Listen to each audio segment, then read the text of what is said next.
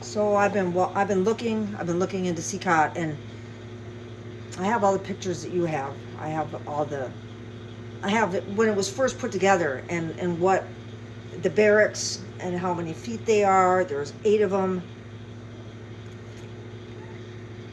It's a death camp, you guys. I don't. It's a fucking death camp.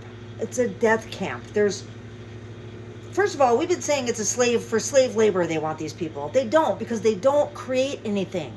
They don't transport these inmates. Once they're in their cell, that's where they stay, y'all. I first started ruminating on this when they shaved their heads. When they first bring them, they shave their fucking heads.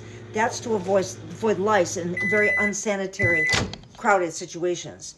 And then Christy Gnomes,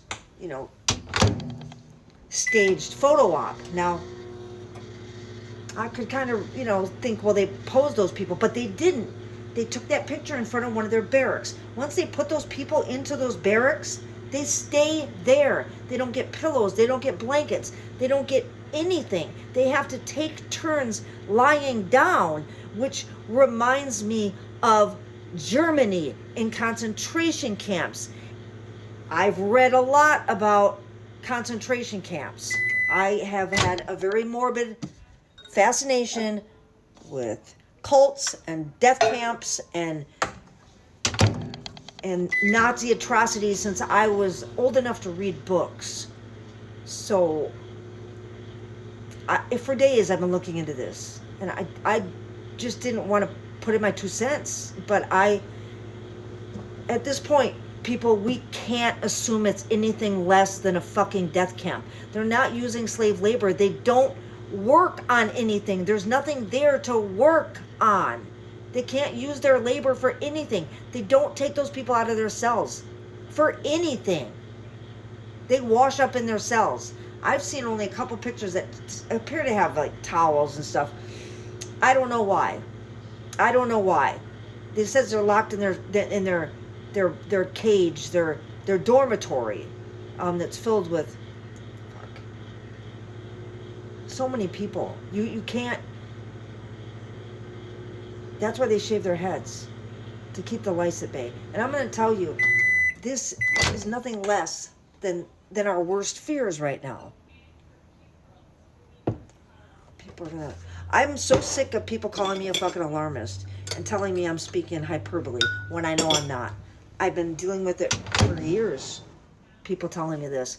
And yet, every fucking thing I feared, everything I expressed my fears about, everything I said was happening, ends up happening. I don't want to be right about any of this. This is the worst thing that you could possibly have to be right about.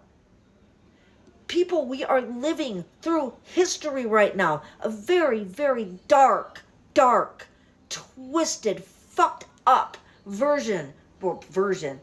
part of American history right now.